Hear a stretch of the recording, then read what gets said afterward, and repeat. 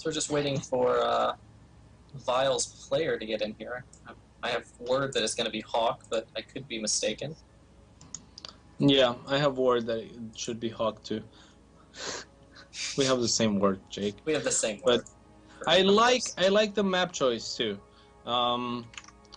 They have to be thinking right now. This map is probably the best CVT map out there. It's a really good map for Zerg, especially against Terran.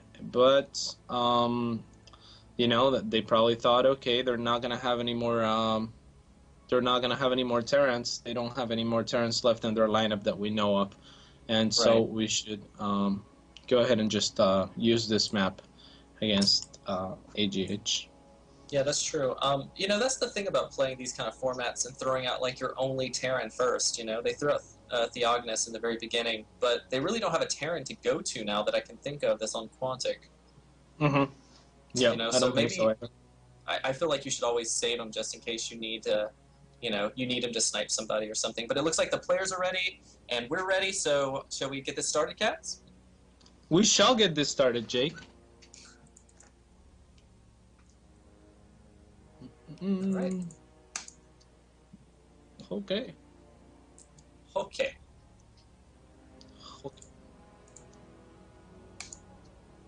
AGH rocking the Kate portrait. Vile Hawk rocking the infested marine portrait. Yep.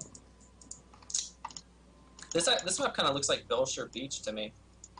It does, except it's a little bit bigger.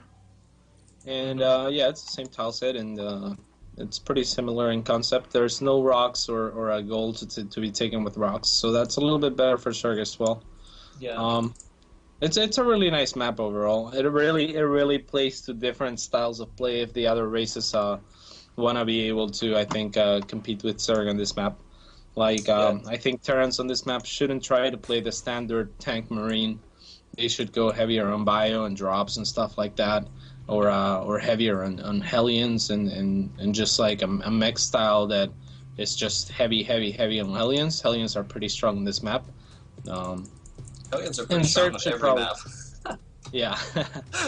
and as for Zerg, I think Zerglings and run-bys and counterattacks are stronger on this map than they normally are. Also for Protoss, you can just warp and stuff anyway. Yeah. Alright, so it looks like we are going to see a fast expansion coming out of AUG here.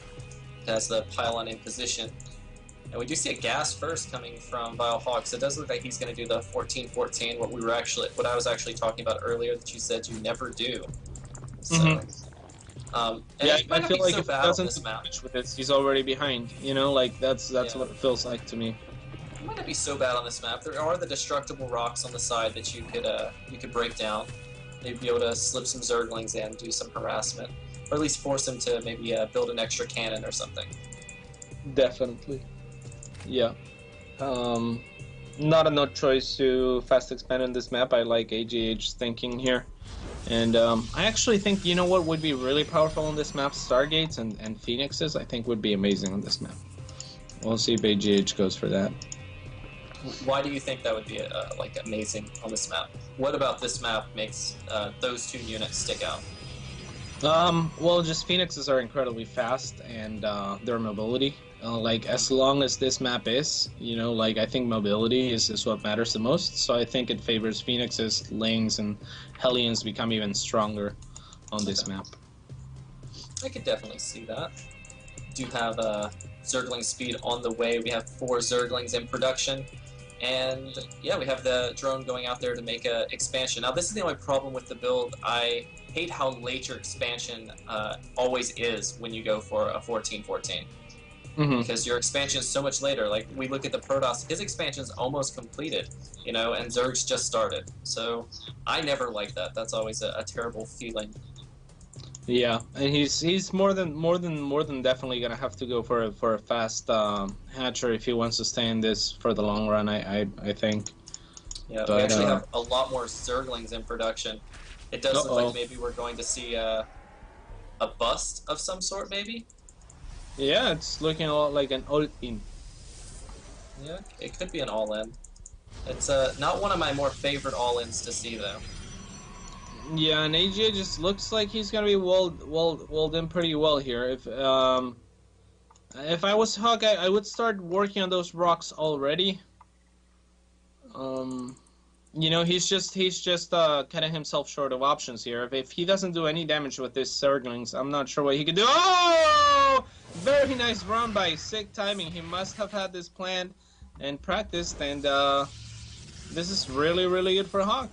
This is great for Hawk. Very risky, I feel like, but you know, sometimes risks pay off, and in this case, it definitely paid off. A lot of probes are going down right now. That's just a lot of Zerglings. Probes really cannot combat that effectively at all. The first Zealot is in the mix, but you know, because he opened 14-14, he does have that Zergling speed already up, and he's going to be able to run miles around this Zealot. So it's really going to come down to control, but the probes get a good surround. Pretty good surround, takes out like 3 or 4 Zerglings, but these Zerglings have already like paid for themselves. He's killed a lot of probes right now. Yeah, that's the ninth probe, I believe he kills. Yep, 9 workers killed thus far. And there's still 4 Zerglings on the map. Could easily pick up 1 or 2 more probes.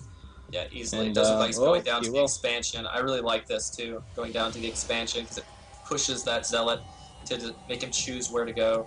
And oh, looks like he might get another probe kill right here. And while this is going on, all Hawk is doing is making lots of drones. What I would really have liked to seen is a faster third, but instead of a third, it looks like he's going for a tech play instead. So we do see 2 gases already being mined for Vile Hawk.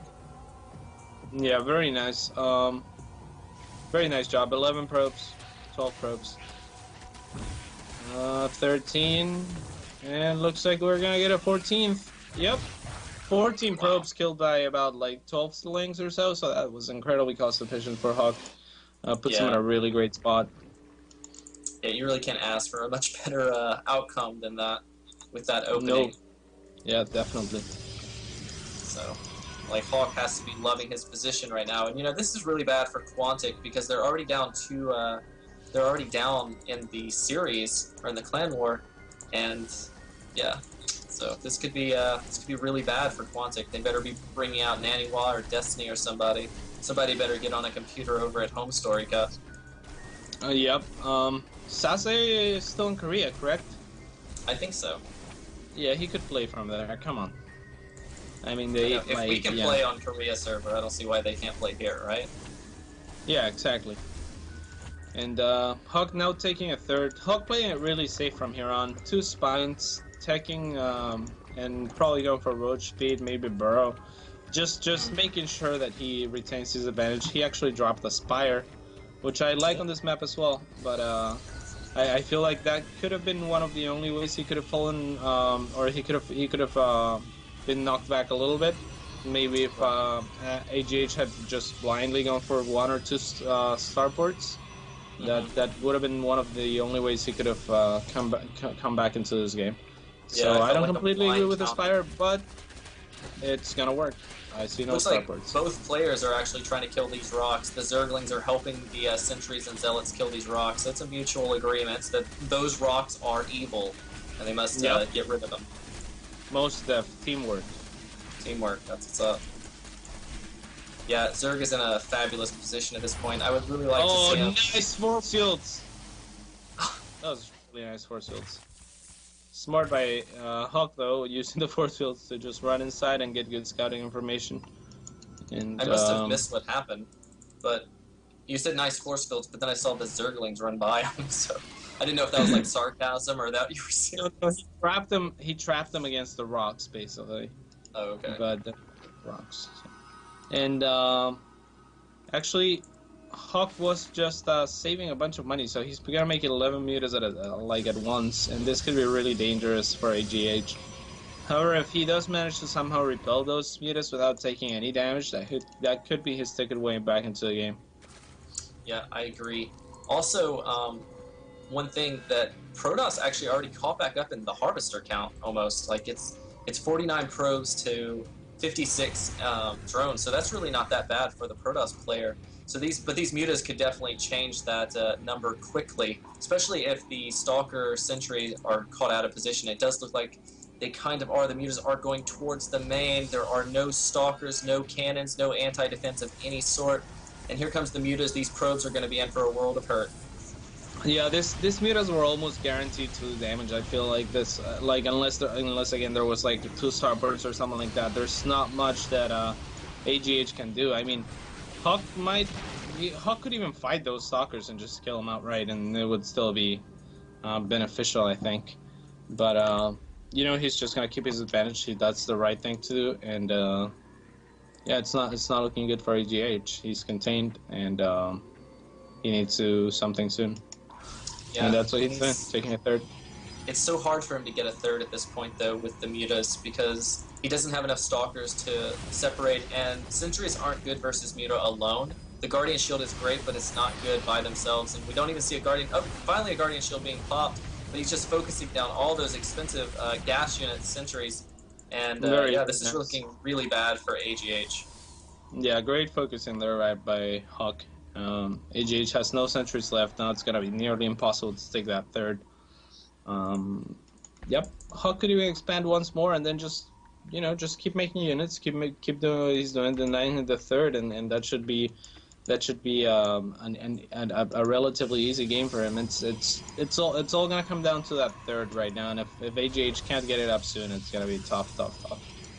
Yeah, we do see Ling's gonna make it cancel one more time. Or, yep, there's the cancel off of it.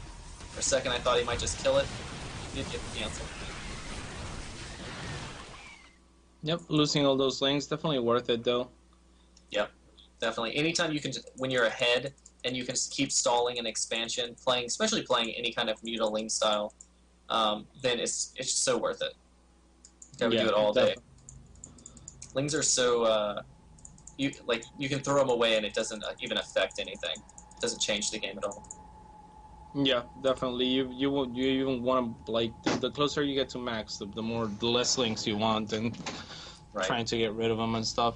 Now AGH is getting Storm, which I really like. If he can just secure this third, very nice. This time he made the cannons before the Nexus, and that's gonna allow him to secure this third, I think, at least for a little bit. Now if he can just camp on 3 base, and oh, very nice pick off of those Templars. Yeah, that was sick. Yeah. That's actually game. Yeah, it has to be. Yeah, very nice. Could he have waited? I think if he had Storm, maybe before expanding even, and then just secure a third. If he can just secure 3 bases, Protoss against Mutas, and then just get maxed as fast as you can, then move out when you're safe everywhere. That's pretty hard to stop as a Zerg with Mutas. Because the Mutas are not gonna do much in the in a fight. Yeah, I find Protosses that like over cannon bases and they just leave like a high Templar or 2 everywhere. Those are like the hard Protoss to beat when you have so many mutas, right? Because there's a point where you have a huge flock of mutas, but you can't just like throw them away, and you really can't engage the army because they have so many high temps in their army composition, right? So it makes things really difficult. Yeah, you basically when it gets to that point, you basically want to have every base in the map and have an ultra scan ready and just kind of like sacrifice your entire 200 mutas because there's not much else that you can do, and then remax on a stronger unit composition, and then it basically comes down to like a fight and a half, because the first fight with the muta shouldn't do too much to a maxed Protoss army with Storm and Templars and Narcans. So I think that's a right way to play against mutas, especially when coming from behind. I think AGH had the right idea, he just couldn't get that third up. I think he was just a little too far behind. You know, it's like it's one thing to come back from a game, but he lost 14 probes in the very beginning stages of the game, right? And that's just a lot to lose at that stage. So even though he had that faster Nexus than Hawk had at Hatchery, it just didn't even matter because he lost so much to those that Speedling run by, which in my opinion was like a risky build in the first place, but it totally paid off this time. Yeah, definitely. So with that, Vile is up 3-1, so Quantic now needs to win 3 times in a row within the next 3 sets. So this is going to be pretty tough. It's all on who Quantic sends out next, and we'll find out after this short break.